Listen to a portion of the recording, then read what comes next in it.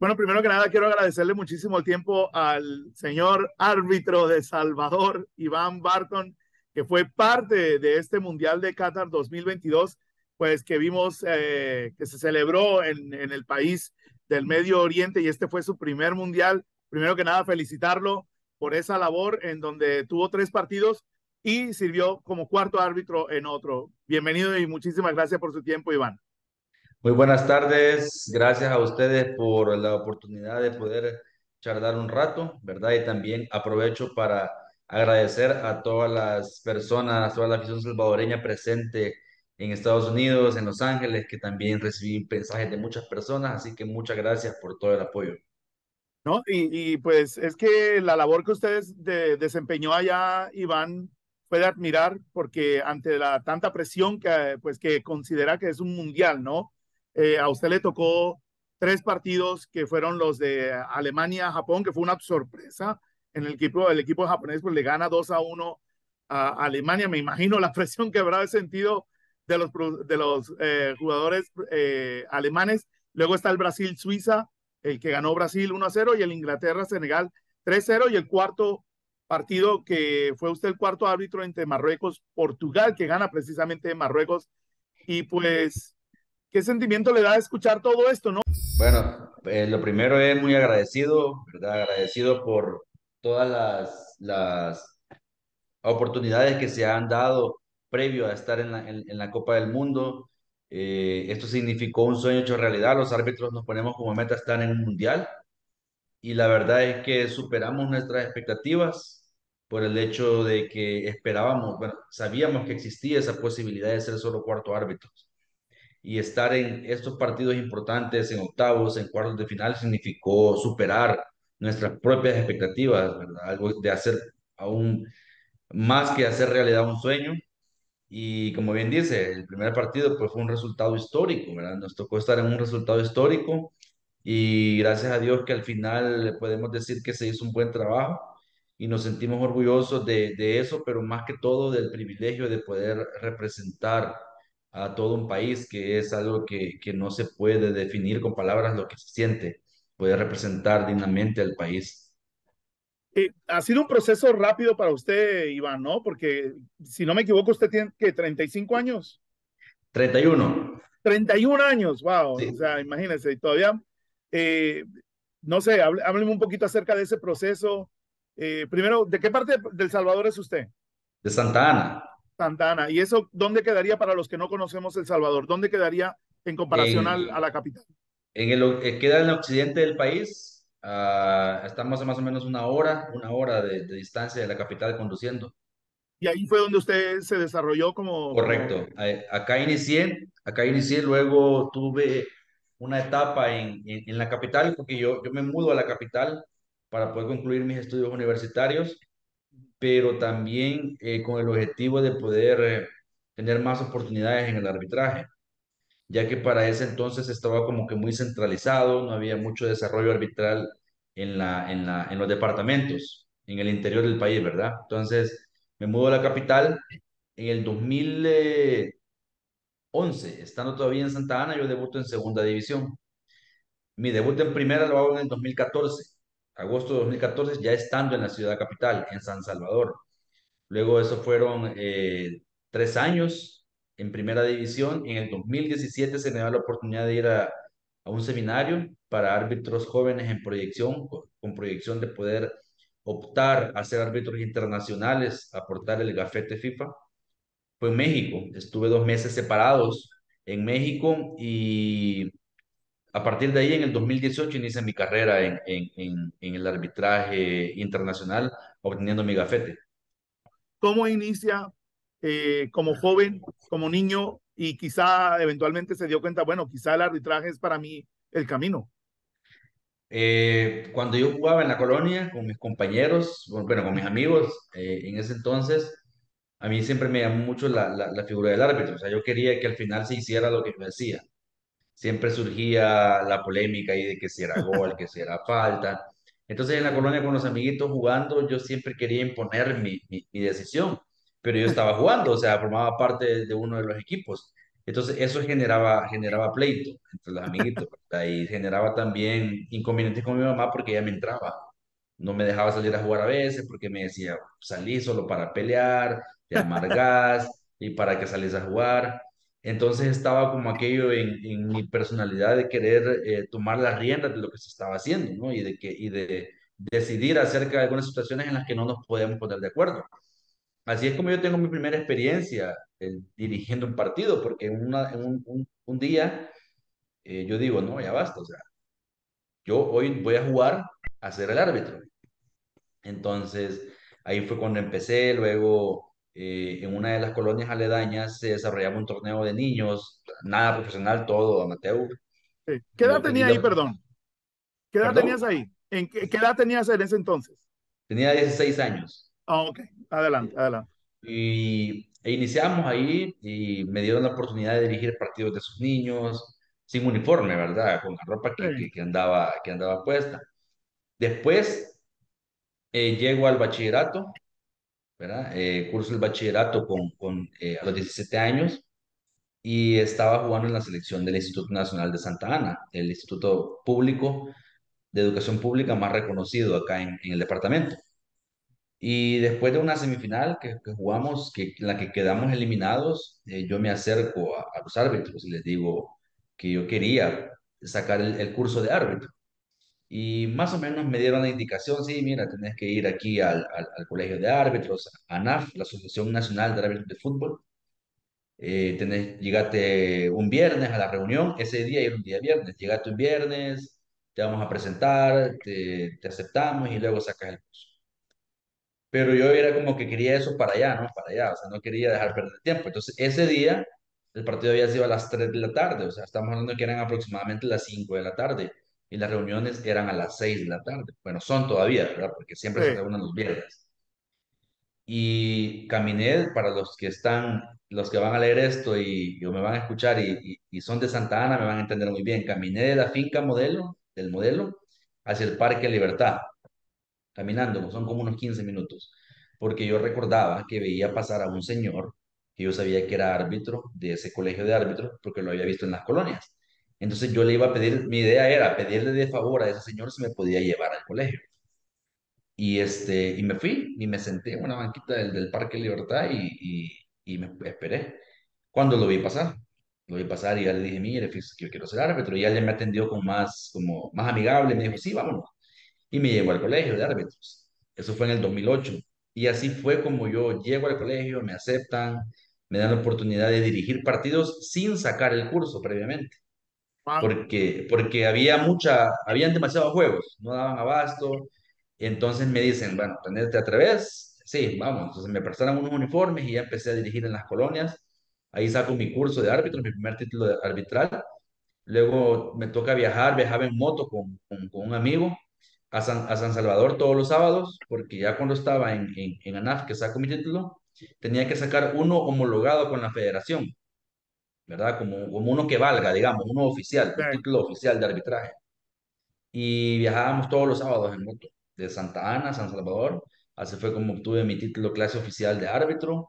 Y ya después de eso, en el 2010, hago mi debut en tercera división y de ahí para acá, pues todo así, ya es historia, ¿verdad? Todo el proceso que ya he traído a través de las diferentes categorías hasta llegar a lo internacional. Y en el 2018, que marca mi inicio en los torneos internacionales. ¿Verdad? Gracias a Dios tuve la oportunidad en ese mismo año que recibo mi gafete internacional en el 2018, fui al torneo, hice Liga de Campeones de CONCACAF, no, perdón, hice Liga CONCACAF, que es el torneo que está abajo de la Liga de Campeones de la CONCACAF. A finales de año, desde ese 2018, voy a mi primer premundial sub-20, el clasificatorio para el Mundial sub-20 que se iba a jugar en el 2019. Y en ese primer torneo internacional me dan la final en Bradenton, Florida, en IMG Academy, y fue el partido entre Estados Unidos y México a nivel sub-20 y yo dirigí esa semifinal. Y ya en el 2019, por ese buen trabajo que había realizado, tuve la oportunidad de hacer Copa Oro, hice semifinales en Copa Oro, hice Estados Unidos contra Jamaica. Previo a Copa Oro, estuve en Polonia en el Mundial Sub-20 por llegar a la final del premundial me gano el boleto del Mundial Sub-20 en Polonia, pero fui como árbitro de reserva, o sea, como support referee, solo como cuarto árbitro. Luego viene Copa Oro, hago semifinal, por el buen papel que hago en Copa Oro, en semifinal, en mi segundo año apenas como FIFA, me gano el boleto al Mundial Sub-17 ese mismo año, a finales de año en Brasil. Brasil. Y en Brasil, ahí tengo ya mi primer contacto directo, digamos, directo en la cancha con FIFA, ¿verdad? Es la primera vez que FIFA ahí me ve en la cancha, me ve dirigiendo. Y me gané una semifinal de ese Mundial Sub-17 entre Francia y el anfitrión, el local Brasil. Un partido muy memorable, uno de los partidos más memorables, ¿verdad? Un partido que nunca voy a olvidar, porque fue un partido fantástico, el ambiente, la selección local perdiendo 2-0, luego remontando 3-2, un estadio lleno, un ambiente único y gracias a esa participación me gano el derecho de poder estar en los Juegos Olímpicos de Tokio 2020. Lastimosamente, por lo que todos ya conocemos, ¿verdad? La pandemia, se viene la pandemia y se pospone hasta el siguiente año. Ese año, recuerdo que mi último partido yo estuve a punto de quedar fuera de El Salvador, porque casi se cerró el aeropuerto, se cerraron las fronteras. 2 días antes que el aeropuerto se cerrara, estaba viajando de Seattle, de un partido de Liga de Campeones. Entonces regreso acá, se decreta la cuarentena y bueno, nos toca pasar ese año. Luego regreso en el 2020, en noviembre, para terminar el torneo de Liga de Campeones. Se hizo una burbuja en Florida. Ahí dirijo semifinales entre el Olimpia de Honduras y el Tigres de México. Y ya en el 2021, pues voy a Tokio a los Juegos Olímpicos. Y a la eliminatoria, gracias a Dios hicimos muy buena eliminatoria y nos terminamos de ganar ese boleto para Qatar. Así más, un poquito más, así a modo general de cómo ha sido este recorrido. No, increíble y felicidades porque sí, pues es siempre difícil, ¿no? Mantener esa constancia y además que se ganen pues la confianza con tenerlo a usted en la cancha. Cuando usted recibe esa llamada, no sé de qué manera se le informan para ir al Mundial de Qatar, ¿cómo recibe usted esa llamada? ¿Quién estaba a su lado? Me imagino que fue pues todo como un motivo de celebración, ¿no? Para ir en lo que es un Mundial, pues como todo jugador, Pues, el sueño es ir al sí, Mundial. Me imagino que para un árbitro también debe ser igual, ¿no? sí. Nosotros hubo una preselección, ¿verdad? Sabíamos que estábamos en el proceso. Antes de la eliminatoria, sabíamos que estábamos en el proceso, sabíamos que estábamos en una prelista de árbitros preseleccionados para Qatar. Hicimos seminario en Asunción, Paraguay, hicimos seminario en Doha, en Qatar, y luego de eso ya sabíamos que 6 meses antes de la Copa del Mundo se iba a anunciar, pero la manera en la que se anuncia es a través de un correo electrónico. Uno no sabe nada, uno no hay nadie que le filtre. Se puede dar que de repente alguien le diga a uno, la confederación sí, tiene muchas posibilidades, ¿verdad? Pero jamás hay algo en firme hasta que FIFA lo hace oficial. Hay una cuenta por ahí en Twitter que a veces publica, pero no es nada oficial, ¿no? A veces como que se adelantan unos minutos y todo, pero no es nada oficial. Entonces, cuando conocíamos la fecha del Mundial, entonces sabíamos más o menos, calculábamos más o menos la fecha en la que se iba a enviar el correo. O sea, exactamente 6 meses antes, a la fecha de inicio del Mundial, ese correo va a llegar. Y ese día, pues, sabíamos que por la hora en Zurich seguramente iba a llegar de madrugada. Y efectivamente yo estaba enfermo, me estaba recuperando de COVID-19 Wow. y me estaba recuperando, estaba enfermo, estaba solo en la casa porque estaba aislado. Y recuerdo que a las 4 de la mañana el teléfono no paraba de sonar, pero yo me sentía mal, o sea, no era mi mamá, yo me sentía, no paraba de sonar con mensajes, no con llamadas, mensajes. Sí, sí. Y yo lo que hice fue, recuerdo que solo lo puse en silencio porque yo me sentía mal, tenía fiebre y quería seguir durmiendo. Cuando a eso de las 5 de la mañana veo y vi que tenía muchos mensajes en WhatsApp, pero no había abierto, no sabía qué decían. pero vi que tenía un correo que había llegado alrededor de las 2 de la mañana. Y ahí fue como que me levanté y dije, no. Y bueno, se me eriza la piel porque me levanté, me senté en la cama y lo primero que hice fue abrir el correo y efectivamente era el correo de FIFA, ¿verdad?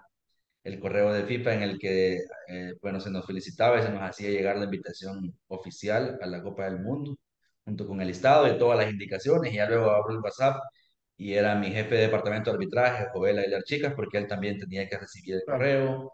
Eran amigos, árbitros de otra parte del mundo que ya estaban de día y ya sabían la noticia.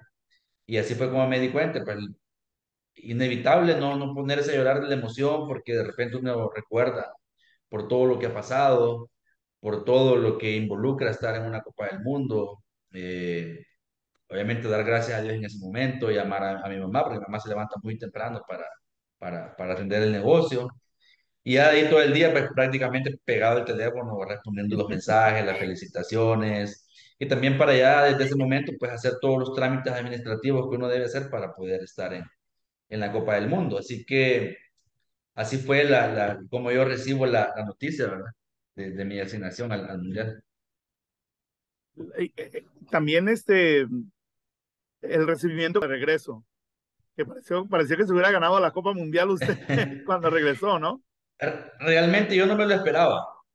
No me lo esperaba porque, es decir, como yo mencionaba, el árbitro siempre está acostumbrado a que cuando hace bien su trabajo, pues pasa desapercibido y uno se siente tranquilo con que no hablen de uno, porque a lo largo del tiempo siempre ha sido el que un árbitro aparezca en una portada es porque hubo un error, ¿no? Porque hubo Sí, algo pasó.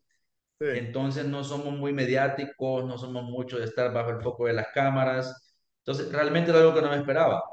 De repente mucha gente de los medios estaba en contacto conmigo, pero yo de buena manera les explicaba y les decía cuando estaba en Doha que yo no podía dar ningún tipo de entrevista, hablar de nada, porque me tenía que regir a lo que FIFA establece. Pues y durante la Claro. competición no podemos hablar, hay muchas cosas que nosotros tenemos que respetar. Y de repente, antes de regresar, cuando ya más o menos sabía la fecha que iba a regresar, me empezaron, bueno, cuando ya se sabía la fecha, me empezaron a preguntar, ¿y a qué hora llega? Pero nunca me imaginé que era para llegar al aeropuerto. Y recuerdo que cuando salgo del avión y voy por el puente de embarque, estaba una cámara al fondo, ¿no? Y yo dije, ¿qué pasó, verdad? Y para sorpresa mía también estaba ahí mi esposa, mi hijo, y no, algo que no me lo esperaba, demasiado bonito, y agradezco mucho por esa muestra de cariño, porque como inicié esta conversación, el privilegio de poder representar a un país es algo que no se compara con nada. Es algo, como dice el anuncio de una tarjeta, de una marca de tarjetas de crédito, ¿verdad? Que es algo que el dinero no puede comprar. O sea, por mucho Ay, dinero que una persona tenga, el privilegio y ese orgullo de poder representar en un evento como eso al país no es algo que se pueda comprar. Y creo que eso le da mucha relevancia, el hacer sentir contentas a las personas también. Al final nos damos cuenta que el fútbol es más que un deporte, es un agente de transformación en muchos ejes, ¿verdad? Se puede utilizar en muchas aristas de la vida para poder mejorar cada día. Entonces, para mí significó mucho orgullo el estar en Qatar, estar en Doha y que cuando se mencionaba mi nombre en los estadios o en los medios de comunicación internacionales, dijeran de El Salvador o de Santa Ana, ¿verdad? Entonces eso significó algo inolvidable para mí. ¿De qué edad tiene su hijo? 3 años. 3 años. Ah, entonces todavía no como que comprende el asunto. Sí me ve Eh, en la tele, ya me sí, reconoce se cuando me ve en la lo tele. ven. Sí, sí. Qué bueno, qué bueno. Eh, Previo al juego, ya hablando más del mundial en sí, previo al juego de Alemania y Japón, ¿cómo estaban los nervios? ¿Cómo se preparó para ese partido mentalmente? ¿Hubo algún mensaje de FIFA en particular? Porque ya ve que siempre hay la FIFA les avisa a los árbitros qué es lo que quieren que pase. Entonces, ¿cuál es ese proceso? ¿Qué tipo de comunicación le da FIFA a los árbitros o a usted en su caso previo a este primer partido de Alemania-Japón? Bueno, hablando un poco de cómo es el proceso, la designación se da de manera verbal, ¿verdad? En un salón con todos los compañeros, ahí se comunica hora, estadio, juego, equipo arbitral. Y por supuesto que hay un seminario previo y tenemos las directrices de FIFA, ¿no? Respecto a aspectos técnicos, ¿no? La Sí, forma de trabajar, basado en la interpretación de las reglas de juego, algo meramente técnico, indicaciones muy técnicas y siempre había una reunión con los árbitros de ese día de partido, ¿no? Que habían tres partidos, cuatro partidos, con los árbitros de esos partidos.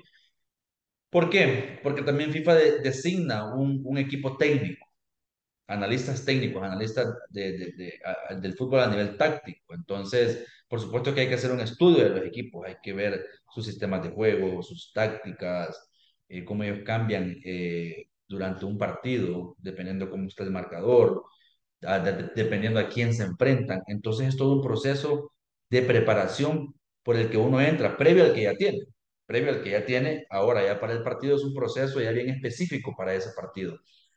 Pero es todo a nivel técnico, a nivel de táctico, a la preparación física también, previo al día del partido, lo que se necesita pulir, algo.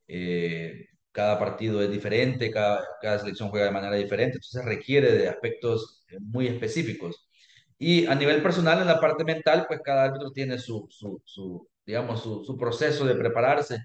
En mi caso, tengo que estudiar bien los equipos, tengo que tratar de que todo esté cubierto, de que no haya nada que nos pueda tomar por sorpresa para poder sentirme seguro. Y nervios se acaban desde que estamos previo a entrar en el túnel, previo a que el coordinador de partido dé el countdown para entrar al estadio. Una vez uno suena su silbato, los nervios desaparecen, la presión desaparece, uno hace su trabajo sin presión alguna, hace su trabajo confiando en la preparación técnica y física que uno ha tenido y sabe que al final del día, si hay un error, pues está el videoarbitraje para asistirlo a uno para poder corregirlo. También ahí, pues vivió también, fue usted parte de esa imagen histórica, ¿no? Por el hecho de ser Cristiano Ronaldo en su último partido, supuestamente podría ser ese el último partido en el que usted fue cuarto árbitro y usted le toca levantar el tablero como para darle la última entrada, ¿no? Mencionaba, yo sé que a veces a las personas les cuesta un poquito creer esto, pero cuando uno está ahí, uno no repara en que es este jugador, X o Y jugador. Uno se centra mucho en su trabajo y se concentra mucho en su trabajo, que eso digamos, no influye en nada o no lo hace más o menos especial. Bien, ¿cómo controla usted a esos jugadores cuando eh, que se salen de control, pues digámoslo así, Sí. por la presión que tienen ellos mismos, en particular el partido este supongo yo que es más difícil que le tocó de los cuatro en los que estuvo el de Japón contra Alemania, que Japón le gana sorpresivamente a los alemanes, y cuál fue la presión que sintió de los jugadores que le decían, cómo trató usted de controlar eso, además el idioma, ¿no? Que es otra barrera, que usted habla español, no sé qué otros idiomas hable también, o de qué manera se estaba usted comunicando con los jugadores alemanes. Bueno, iniciando por el último punto, el idioma oficial para comunicarnos en todas las actividades del mundial con jugadores y todas las personas alrededor es el inglés. Entonces era inglés, ¿verdad? Con los jugadores japoneses, con los alemanes. Hay muchos jugadores que hablan español también, ¿verdad? De todos estos países, pero el idioma en general es el inglés. Pero usted decía un punto de entenderlos, y de eso se trata ahora, del árbitro entender el fútbol y entender a los jugadores, porque ellos tienen muchas presiones también en cierto momento, ¿verdad? Por el nivel del partido, y se estaba dando un resultado histórico que tocó gestionar ese ímpetu, esa presión de los jugadores por querer empatar el partido. Pero lo que uno hace es concentrarse aún más porque sabe de que van a haber más llegadas al área, que algo puede pasar y uno lo que quiere es tomar la decisión correcta.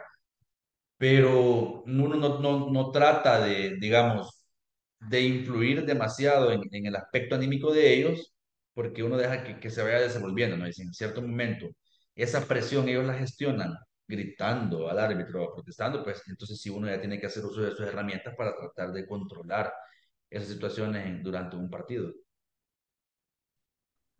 Con el VAR, pues fue protagonista por segunda vez en un mundial masculino, porque también ya se hizo en el mundial femenino. ¿Cómo es ese proceso del VAR? ¿Cómo interviene el VAR? ¿Cómo es esa comunicación? ¿Cómo se da todo eso? Bueno, en términos del VAR hay directrices bien específicas y todos nos apegamos a un proceso, a un procedimiento. A todo lo manejamos en base a consideraciones. Ya hay consideraciones establecidas o requerimientos establecidos que una jugada debe cumplir para saber si es algo que requiere intervención o no del videoarbitraje. Entonces, en ese sentido, dentro de esas consideraciones hay toda una gama de situaciones, ¿verdad? No es algo que pueda ser blanco o negro.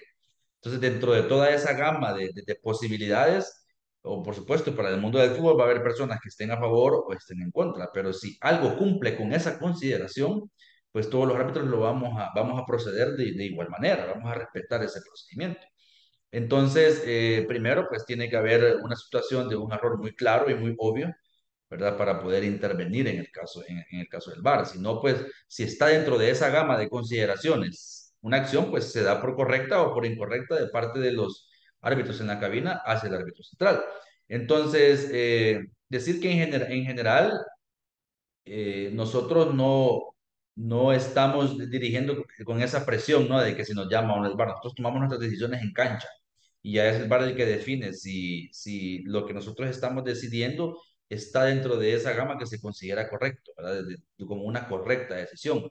Pero no es que un árbitro lo va a hacer de una manera u otro de otra manera. Simplemente que en el fútbol, como un deporte de muchos contactos, habrán situaciones muchas veces que están dentro de esa gama, que cumplen con las consideraciones y no pueden ser como blanco o negro, algo tan claro.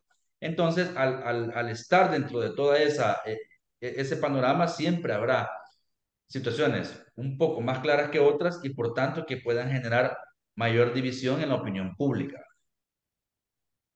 Bueno, y ya tengo un par de últimas preguntas, de verdad. Nos gustaría sentarnos a hablar con usted por mucho tiempo, pero me imagino que también tiene mucho que hacer, entonces siempre agradeciéndole el tiempo. Sé ya fuera de lo que hemos hablado, usted tiene también, tiene estudios universitarios, ¿no? Aparte Sí, de lo que se hizo del arbitraje, algo en cuestión de química, si no me equivoco. correcto. ¿Cuál es su carrera en la universidad con respecto a eso? Tengo una licenciatura que creo que en Estados Unidos le dicen bachelor, ¿verdad? Bachelor degree, Bachelor's degree, sí. que son 5 años en la universidad, ¿verdad? El bachelor Cuatro o degree. 5 años, sí, señor. Ok, yo tengo una licenciatura de 5 años en la Universidad de El Salvador de Ciencias Químicas. ¿En qué particularmente, cómo funciona? ¿Cuál sería su función como A ver, en ese acá, departamento? acá en El Salvador la carrera de química se va por tres aristas. Una es la química farmacéutica, ¿verdad? Que son Ujú. todo, tengo muchos amigos en esa área que se desenvuelven en toda la parte farmacéutica desde el punto de vista químico. Están los ingenieros químicos, que son los que están trabajando o están enfocados más que todo en la industria, procesos industriales, ¿verdad? Todo lo que tiene que ver química en procesos industriales. Y estamos los licenciados en ciencias químicas, que somos un poco más en la parte teórica de la química, ¿no? Entonces nos desenvolvemos más como químicos analíticos, en laboratorios, trabajando en la docencia también o en investigación. En mi caso, cuando yo salgo de la universidad, cuando yo termino mis estudios, mi primer trabajo fue como auxiliar de cátedra para química orgánica. Entonces yo trabajaba en conjunto con el profesor principal de la universidad. Yo tenía a cargo toda la parte práctica, específicamente para los estudiantes de medicina, de los futuros doctores en medicina. Entonces yo en San Salvador estaba a cargo de química orgánica, de impartir las clases de discusión, todos los problemas de ejercicios en la parte de química orgánica y estar también con ellos en el laboratorio, en la parte experimental. Así estuve 2 años. Luego de eso paso a la empresa privada a trabajar con una empresa que distribuye equipos de análisis químico para laboratorios, ¿verdad? Desde el punto de vista de capacitar a las personas en cómo usar el equipo, en la parte teórica que soporta estos equipos desde el punto de vista químico. Entonces así fue como tuve también mi paso por laboral desde mi carrera profesional. Ya luego en el 2018 el entrar a la parte del arbitraje internacional por los viajes me dificultó ejercer mi carrera de químico. Está. ¿Cómo fue esa experiencia en Qatar, ¿no? Más allá de los partidos, de tanto que se habló, de tanto que se habló del alcohol en los estadios, la religión, las mujeres, todo Sí. todo lo que envolvió el estar en Qatar. ¿Cómo fue esa experiencia en general para usted? Y si tuvo la oportunidad de pasearse pues ya ve, por el Corniche o por todas estas Sí. áreas en las que tuvimos nosotros, pues yo estuve allá por 40 días. Entonces, ¿cómo fue para usted esa experiencia? Sin duda que fue algo enriquecedor, algo enriquecedor, algo de que mucho crecimiento, tanto a nivel profesional, en la parte arbitral, como a nivel personal. Porque yo le hablaba con un amigo un día y le decía, mira, es como cuando estábamos pequeños y de repente nos invitaban a jugar a la casa de los amigos. De repente, en la casa del amiguito, no me iban a dejar hacer cosas que a lo mejor sí las podía hacer en mi casa o las iban a ver de manera diferente. Entonces, si yo quería ir a jugar a la casa de mi amiguito, tenía que respetar las normas que sus papás establecían ahí para poder jugar en armonía ahí, ¿verdad? Entonces, le hacía un poco esa comparación con la experiencia en Qatar. Uno debe de ir con la mentalidad de que debe respetar sus formas, ¿verdad? Para todas las cosas, religión, vestimenta. Pero algo que sí me traje de aprendizaje es que cuando uno les respeta eso a ellos y uno se aprende a comunicarse de una manera respetuosa, son personas que tampoco van a tratar de imponer a los que están ahí su manera de pensar. Simplemente, por ejemplo, nosotros nunca tuvimos algún problema, andábamos en el hotel, habían personas, en este caso del sexo femenino, vestidas de la manera tradicional en la que se visten, nos saludábamos, intercambiamos un par de palabras, personas que conviven, no es que de repente no le van a hablar a uno o lo van a regañar a uno porque uno haga algo que para ellos esté mal, no. Creo que cuando todo se basa dentro del ámbito del respeto, independientemente de nuestras culturas sean extremas, ¿verdad? Nada malo puede suceder. Entonces, la hospitalidad que tuvimos de parte de las personas, increíble. También hay que recordar que también hay muchas personas, la mayoría de las personas presentes en el país son extranjeras, las personas que trabajan, pero también los locales, ¿no? Los locales, definitivamente que la experiencia fue muy buena, la atención que nos dieron, la seguridad que se vive en ese país. Bueno, creo que han dejado la vara muy alta en cuanto a organización, en todo lo que fue organización del mundial. Y la comida fue una experiencia totalmente diferente también, ¿verdad? A pesar de que teníamos opciones de todas las partes del mundo prácticamente, porque el grupo orbital era muy grande, ¿verdad? Pero también disfrutábamos mucho de la parte gastronómica del país. Y al final, el crecimiento personal que da ese intercambio cultural es otra de las cosas muy valiosas con las que uno se queda después de una experiencia como esta. Ya por último, pues, ¿cuál es el mensaje para esos muchachos que sueñan también, pues, digamos, estar en una cancha, así no sea como futbolista, pero en el lado del arbitraje? ¿Cuál es ese mensaje para ellos? Y algo de lo que no hemos hablado, no sé, algún otro mensaje que la gente que le gustaría que conozcan más de usted. Bueno, sí, la verdad es que yo resumiría el último mensaje en tres palabras. Ser realista, soñar y gracias. Lo primero es ser realista. ¿Por qué ser realista? A veces nosotros nos comparamos. Ya, si alguien, por ejemplo, hablemos de atletas o de futbolistas, alguien que quiera ser futbolista, que quiera, a veces nos comparamos con otras personas. Y siempre que nosotros nos comparemos, y eso es como una regla de vida, siempre va a haber alguien mejor que nosotros. Eso es sin dudarlo. Siempre va a haber alguien mejor que nosotros. Lo que nosotros tenemos que hacer es ser realistas, ubicarnos, y ese es el mensaje que le doy a todos los jóvenes. Y primero identificar en qué nosotros somos buenos, qué nos hace diferentes. Y cuando uno descubre cuál es su fortaleza, su mejor fortaleza, tratar de explotar esa fortaleza para competir con otros que tienen otras fortalezas. Lo pongo como ejemplo. Yo siempre, cuando iniciaba, me decían que era muy bajito, que era muy pequeño, que sin duda que eso iba a ser quizás una dificultad para buscar un día estar en un mundial.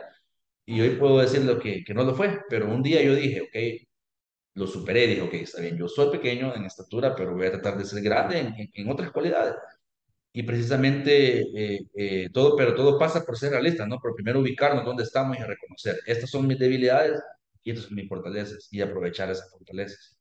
La segunda palabra era soñar. El derecho a soñar es algo que nadie nos lo puede quitar. Pueden haber muchas dificultades en muchos ámbitos de la vida, en cualquier tipo de trabajo nos pueden poner dificultades, pero ese derecho o esa posibilidad que tenemos nosotros de cada mañana levantarnos y soñar despiertos y decir, quiero lograr esto y hacer un poquito cada día por llegar ahí, algo que nadie nos lo puede quitar, y eso impulsa al ser humano para poder lograr sus objetivos.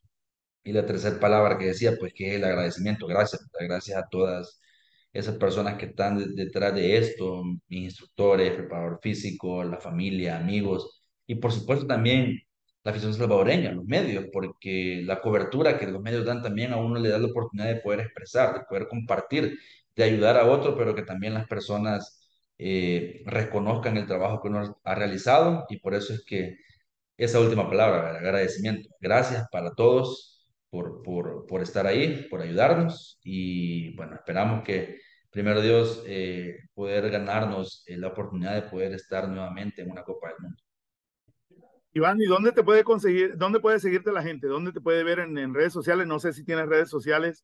De alguna manera, pues si quieren saludarte o lo que sea, ¿de qué manera se pueden comunicar contigo? Sí, estoy en Facebook, ¿verdad? Con mi nombre, Iván Barton, y estoy también en Instagram, como Iván Barton también, Barton Referee.